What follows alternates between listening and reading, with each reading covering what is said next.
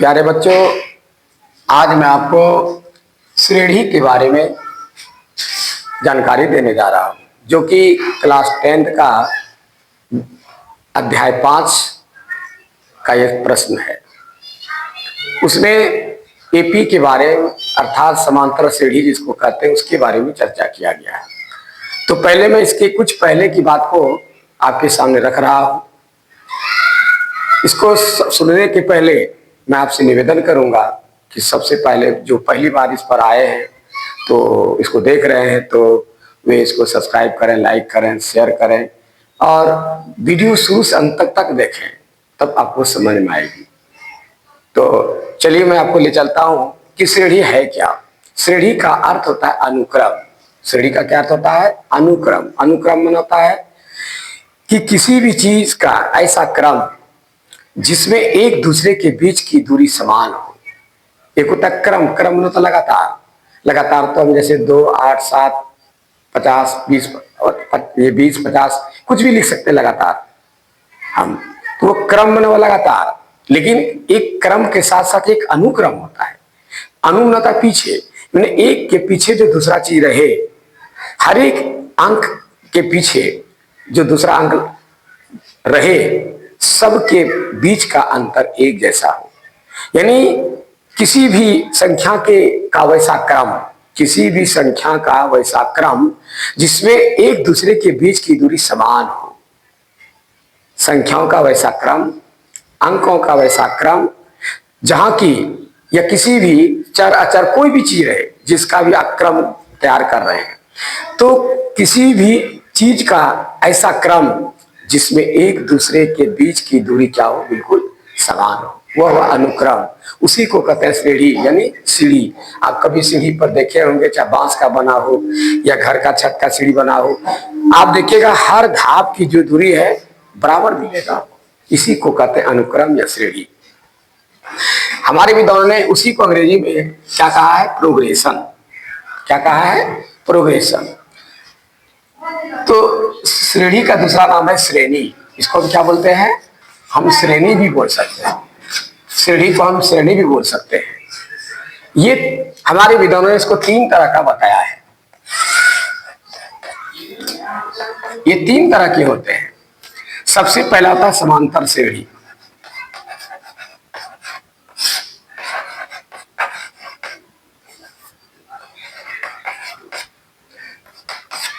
दूसरा होता है ज्यामिति।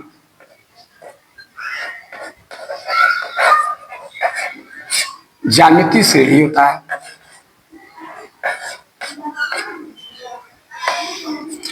और तीसरा होता है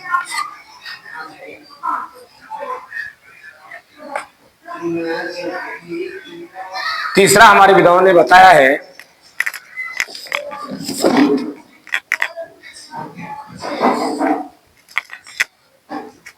तीसरा हमारे विद्वानों ने बताया है हरात्मक श्रेणी।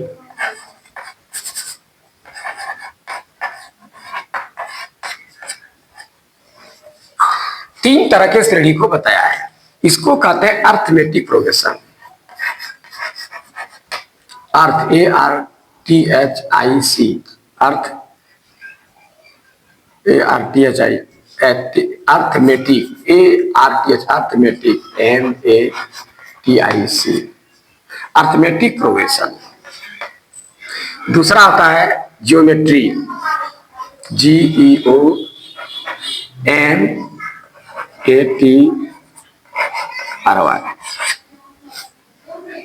Geometric progression.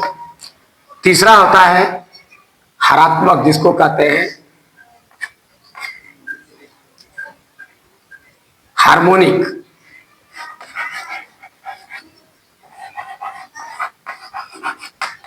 Harmonic progression. 3 तरह के होते हैं। इसी को हमारे विद्वानों ने शॉर्ट में इसका A और इसका P, AP रखा है नाम। इसको कहते हैं GP और इसका कहते हैं HP। इसकी चर्चा आप 10th क्लास में पढ़ेंगे और इन सारी चीजों की चर्चा आप आगे 11 12 या और आगे कहीं पढ़ सकते हैं। ठीक है, तो मैं अभी इसके बारे में बता रहा हूं जिसको शॉर्ट फॉर्म में एपी कहा जाता है। तो आपने देखा ये 3 तरह के होते हैं। ठीक है, एक अरिथमेटिक प्रोग्रेशन, एक ज्योमेट्रिक प्रोग्रेशन, एक हार्मोनिक प्रोग्रेशन जिसको हरात्मक कहते हैं। ठीक है ना, तो हम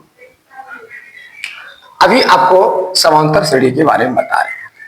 ठीक है, तो समांतर श्रेणी क्या हुआ? समांतर में 2 शब्द मिला है, समान अंतर बराबर दूरी, यानी एक अंक के बाद दूसरे अंकों की जो दूरी है वो कैसा होना चाहिए? समान होना चाहिए। समांतर, आप पटरी देखते हैं रेल की, एकदम समांतर है, आप हर जगह इसकी दूरी नापिएगा आपको हर जगह सेम मिलेगा। समांतर जो है कहीं एक दूसरे के बीच की दूरी में अंतर नहीं होता है, कहीं जहां भी देखिए आप दोनों के बीच की रेखा की दूरी के बराबर होता है। तो समांतर में क्या हुआ कि समान अंतर, एक पद से दूसरे पदों के बीच की दूरी समान हो, इसलिए इसका नाम रखा समांतर श्रेणी। समांतर श्रेणी 2 तरह के बताए गए हैं, यानी एपी 2 तरह के होते हैं। पहला आता है परिमित, परिमित एपी, और दूसरा आता है अपरिमित।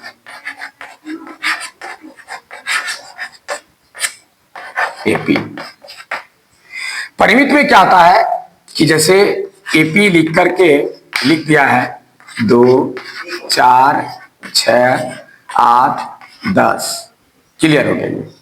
ये परिमित है, अब इससे आगे नहीं है, फिक्स है। जिसका अंतिम पद फिक्स हो, जिसका अंतिम पद फिक्स हो। और दूसरा क्या, अपरिमित में क्या होता है कि जिसका कि फिक्स नहीं हो, अपरिमित वाला चलते रहे, जैसे कि है 3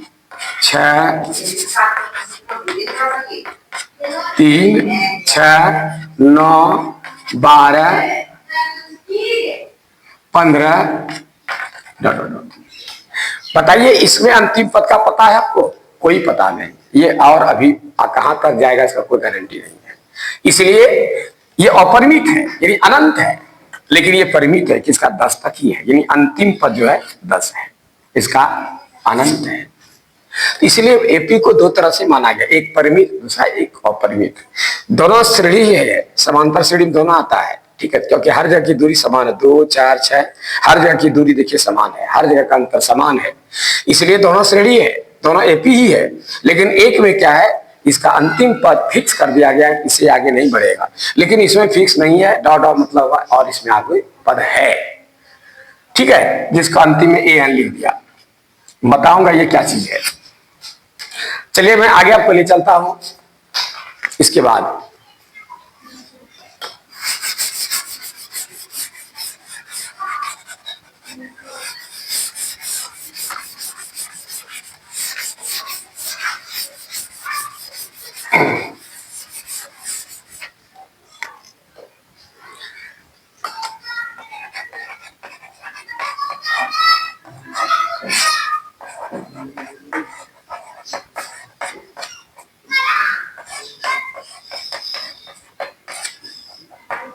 अभी आपको मैंने जिक्र किया समांतर श्रेणी जिसको अरिथमेटिक प्रोग्रेशन कहते हैं, जिसका ए पहला अक्षर, श्रेणी का प्रोग्रेशन पहला अक्षर है। समांतर श्रेणी में हमारे विद्वानों ने जो 10th क्लास में चर्चा किया है, उसमें पदों की संख्या का नाम रखा है A1 A2 A3 A4 A5 A6, ऐसा डॉट डॉट डॉट करते AN मना अंतिम पद। इसी तरह हमारे विद्वानों ने इसका नाम रखा है, स्टार्ट कहां से किया है? A1 से। A1 A2 A3 A4 A5 A6, ये पदों की संख्या, पहला पद, दूसरा पद, तीसरा पद, चौथा पद, पांचवा पद, छठा पद, ये पदों का नाम है। एक का मतलब पद हुआ, लेकिन कैमा पद है उसके नीचे लिखा हुआ है। यदि एक नंबर है तो ये पहला पद हुआ, 2 नंबर है तो दूसरा पद हुआ, 3 नंबर है तो तीसरा पद हुआ, 4 नंबर चौथा पद है, यानी ये नंबर बता रहा है कि छठवां पद है। यदि आपको कहे 10वां पद, आपको A10 लिखना है, 12वां पद कहेगा A12 लिखना है, यानी ए के साथ ही उस अंकों को आपको दर्शाना है। अब क्या होता है कि दोनों के बीच की दूरी समान है, जिसको दूरी को कहते हैं डिस्टेंस। दूरी को क्या बोलते हैं? डिस्टेंस। जो पहला अक्षर डी होता है। तो हमारे विद्वानों ने जो है इसकी दूरी यानी A2 माइनस A1, ठीक है, इसकी दूरी, फिर A3 माइनस A2 इसकी दूरी, फिर A4 माइनस A3 इसकी दूरी, A5 माइनस A4 इसकी दूरी। सबका क्या रखा? सबका दूरी बराबर है। सबकी दूरी क्या है? बराबर है। सबकी डिस्टेंस बराबर है, डिस्टेंस है, इसलिए इसका नाम रखा डी। इसको क्या रखा है? इसका नाम डी रखा है, याद रखिएगा, ठीक है। इसको डी से बोलते हैं और इसको हिंदी में बोलते हैं डिस्टेंस, मतलब दूरी होता है। लेकिन हमारे विद्वानों ने क्या बताया कि सिर्फ दूरी की चर्चा यहाँ नहीं है, यहाँ जो दूरी है सबकी दूरी बराबर है, एक दूसरे के बीच की दूरी बराबर है। जितना पद है सब में एक दूसरे के बीच की दूरी बराबर है, इसलिए इसका नाम रखा सर्व, माने सबका, और अंतर न दूरी। सबका दूरी क्या है? बराबर है। सर्व माने सबका, अंतर दूरी, इसी को जोड़ के लिखा और जो और आ आपको संधि में पढ़ाए हैं सर्वांतर, इसी का नाम है सर्वांतर। इसी को हम किससे करते हैं सूचित? डी से करते हैं, याद रखिएगा। हिंदी में कहते हैं सर्वांतर, अंग्रेजी में डी को सूचित करते हैं। सर्वांतर क्यों रखा? सर्वांतर मतलब जितने भी पद है सबका अंतर बराबर है। जब तक एक दूसरे के बीच की दूरी बराबर नहीं हो तब तक हम इसको एपी नहीं कर सकते हैं, तब तक यह एपी नहीं होगा। जब तक कि सबकी दूरी बराबर, एक दूसरे के बीच की दूरी बराबर नहीं हो तब तक जो है हम इसको एपी नहीं कहेंगे, सर्वांतर नहीं कहेंगे, यानी एपी अर्थमेटिक प्रोसेस नहीं कहेंगे, एपी का अंतर्गत ये नहीं आएगा। इसका पहचान यही है। यदि आपको कहा जाए कहीं पर अंकों का क्रम दिया हुआ है और आपको पूछा जाए कि क्या ये समांतर श्रेणी में है, एपी में है, तो आपको सीधी जवाब देना है। पहले क्या करना है? एक दूसरे के बीच का अंतर देख लेना है कि इसमें इसको घटाकर, इसमें इसको घटाकर, इसमें इसको घटाकर बारी बारी से देखना है। यदि सबकी दूरी बराबर है तो आपको कह देना है कि एपी पर है, यदि दूरी बराबर नहीं है तो एपी में नहीं है, ये कंफर्म हो जाइए। तो अब डी बराबर, यदि आपको कहा जाए डी बराबर क्या होता है, तो डी बराबर आप सूत्र लिख सकते हैं पिछला घटो अगला, यानी A2 माइनस A1 या A3 माइनस F2, ठीक है, पिछला घटो अगला। A4 चूंकि सबका दूरी बराबर है, A3 माइनस A2 नहीं, A4 माइनस A2 A3,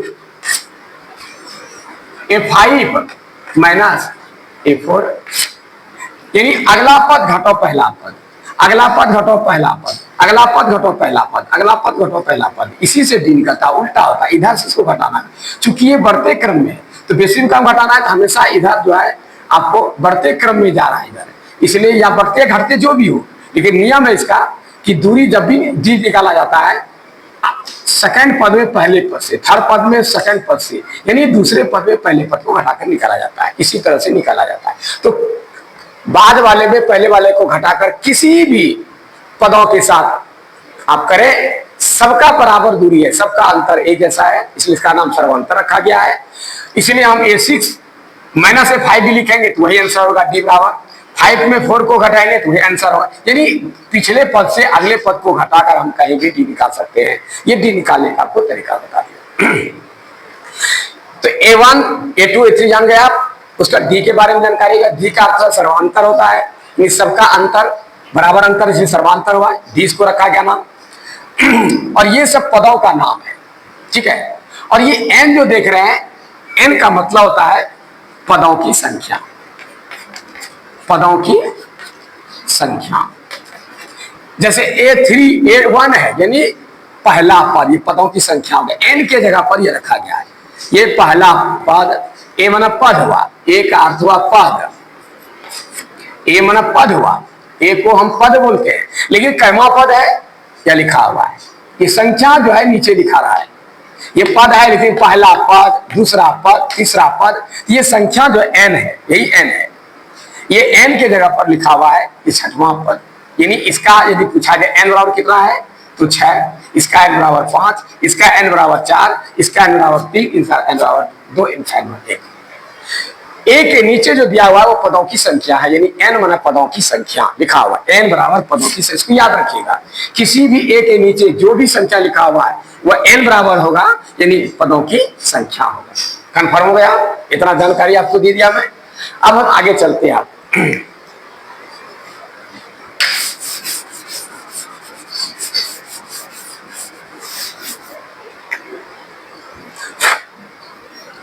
अब आपको मैंने क्या कहा कि जैसे एक पहला पद है A1, दूसरा पद है A2। अब ये बताइए कि इसमें इसको घटाते हैं तब लोग क्या निकालते हैं? D बराबर सीधा हो जाएगा A2 माइनस A1। ये एक सूत्र हो गया। कोई भी समानता श्रेणी दिया हुआ रहे, D निकालना है, A2 माइनस A1 करके आप निकाल लीजिए। उतना आपको दिमाग में लगाना है। यदि AP है तो सेकेंड पद में पहला पद को निकालिए, AP हो गया। अब यदि आपको पूछा जाए, इसको मैं अंक उतार रहा हूं कि जैसे अब दिया है 2, 4, 6, 8, 10, इस तरह डॉट करके दिया गया है। यदि पहले पद को स्थिर कर दिया जाए, यदि इसको हम स्थिर कर दें, इसको A मान लें, ये स्थिर हो गया, तो दूसरे में जो दूसरा पद जो निकला है उसमें अंतर कितना है? 2 का है। यानी चौथा 4 घटाओ 2 बराबर क्या हो गया? 2।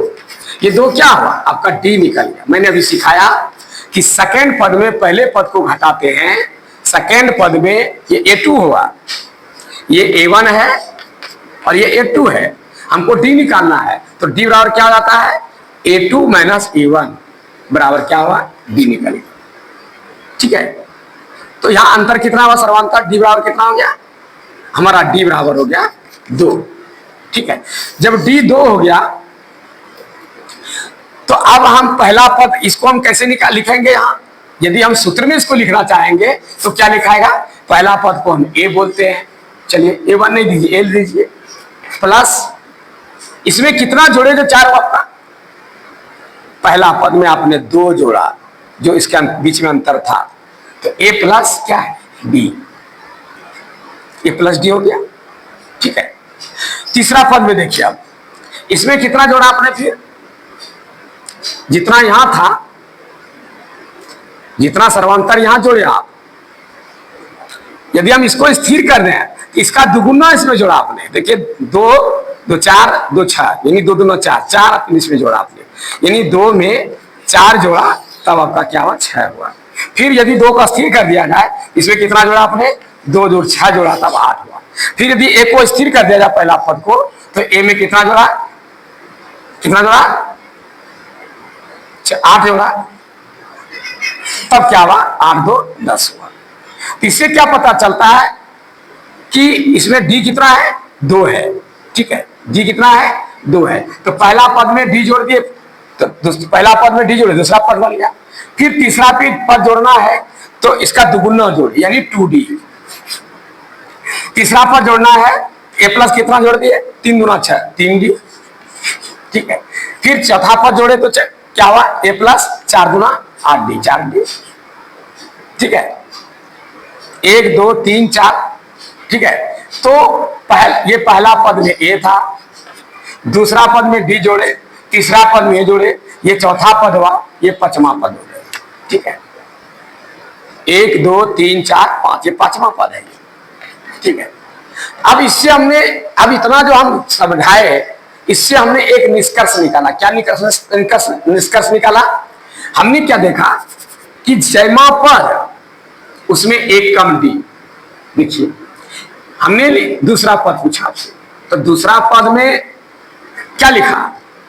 पहला पद स्थिर होता है, प्लस एक कम D। इस 2 था, यहाँ एक तो लिखाता नहीं है, ये लिखा गया है।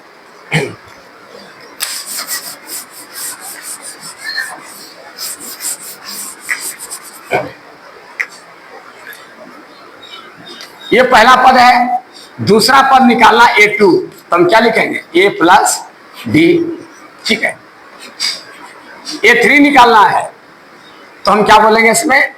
A प्लस इस जितना नीचे दिया N, इससे एक कम D, 2D। चौथा पद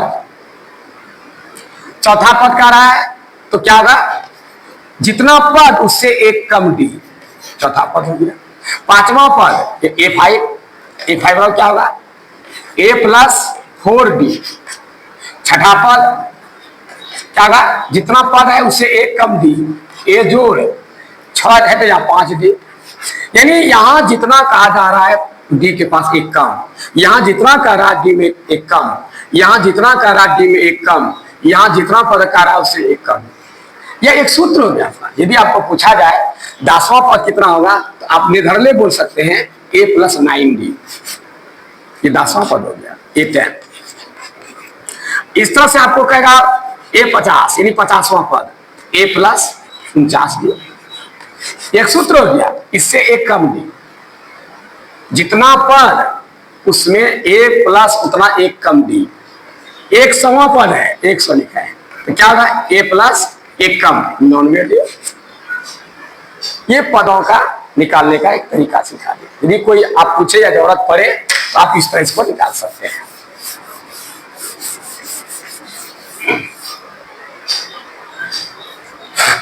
तो अब देखिए क्या किया आपने, जैसे कि मैंने कहा 10वां पद, आपने क्या लिखा, a प्लस इससे एक कम डी, नॉट डी। ठीक है, आपको बता दिए क्या चीज है, ये n है, यानी n बराबर कितना है, 10 है।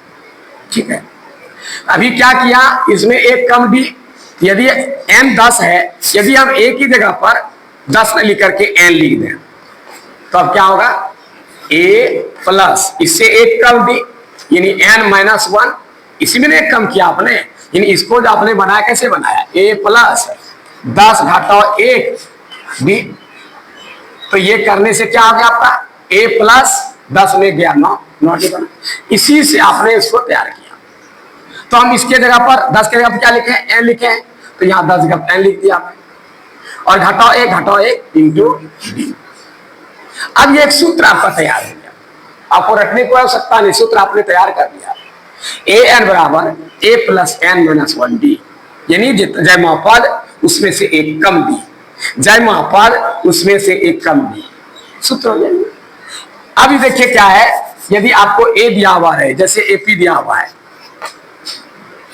8, 16, 32, 40, 48 डायग्राम दिया हुआ है। अब आपको कहेगा 20वां पद याद करें, यहां a 20 लिखाएगा तो 20वां पद क्या होगा, a प्लस 19d। a तो पहला अक्षर को a बोलते हैं, पहला अक्षर a होता है, याद रखिएगा। a का मान यही है 8, तो यहां पर क्या लिख देंगे, 8 जोड़ 19 है, ये है। अब d निकालना, d में पहले बोल दिया था, सेकंड पद घटाओ पहला पद, तो 16 में 8 गया 8। अब इसको पहले गुना करिएगा, 59 52 से 152 बराबर क्या हो गया, 160। ये आंसर हो गया। 20वां पद क्या कहलाएगा, यहाँ 160 हो जाएगा। यानी एक सूत्र तैयार हो, a n बराबर a plus n-1 into D. आपको रखने की आवश्यकता नहीं। अब देखिए कैसे तैयार हुआ, जयमा पद उसमें एक कम डी, a प्लस उसमें से एक कम डी, 9वां पद a प्लस 8d, 7वां पद a प्लस 6d। तो कैसे हुआ, यदि 10वां पद है इसके जगह पर n लिख दिए तो a प्लस इसमें एक कम, तो यहाँ 10 था, 10 में एक कम किया, या 10 के जगह n का n-1 इंटू डी। यानी ये एक सूत्र आपका बन गया, इसको याद रखिएगा। आप बुक निकाल के देखेंगे उसमें ये सूत्र लिखा हुआ है। अब इस तरह से क्या करेंगे, आपको एपी तैयार करना है।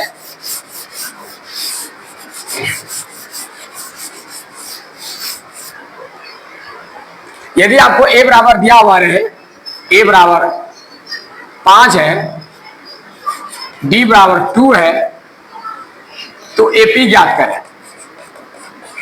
एपी बराबर भाग, तो क्या एपी में क्या करना आपको, पहला पद यही होता है, लिख दीजिए 5, यानी एपी बराबर 5, इसमें 2 जोड़ते हैं, 5 2 7, 7 2 9, 9 2 11, 11 2 13। अब जयमा पद कहे आपको, कहेगा 20वां पद नहीं, 17वां पद, 16वां पद, 16वां पद है A16, A plus 1 come D 15 D। A कितना है 5 है, 15 गुना D का मान कितना है 2 है, 15 ना 30 5 35। आंसर तैयार है, बिल्कुल आसान है। जयमा पद मांगे आप आराम से इसको इससे बैठाकर निकाल सकते हैं। इस पर आधारित आपको इस तरह से सवाल आपसे करेगा, आप उल्टा उल्टा के देखें, आपको इसमें पता चलेगा। कभी कभी क्या होगा कि जैसे पहला खाली कर दिया, पहला ठीक है, यहां 6 दे देगा, यहां 12 दे दिया, ठीक है, ये खाली का भरना है, ये एपी है। तो आप क्या करोगे, पहला पद दिया वही नहीं है, तब आप क्या करेंगे, ये देखिए क्या पहला है, ये क्या है दूसरा पद है, 1 2 3 4 पद है, ये पहला दूसरा पद है, दूसरा पद इसको हम क्या लिखेंगे A प्लस D, यानी जयमा पद यानी A2 बराबर इसमें A प्लस इससे 1 कम D, ये तो लिखाएगा नहीं, बराबर क्या हो गया, ये तो मालूम है नहीं मुझे मेरे पास, तो क्या लिखेंगे A प्लस D बराबर कितना हो गया 6। ये समीकरण फर्स्ट हो गया। अब 1 2 3 4 चौथा पद है A4 है, A4 और क्या होगा A plus 1 come D 3D बराबर कितना है 12। Equation second.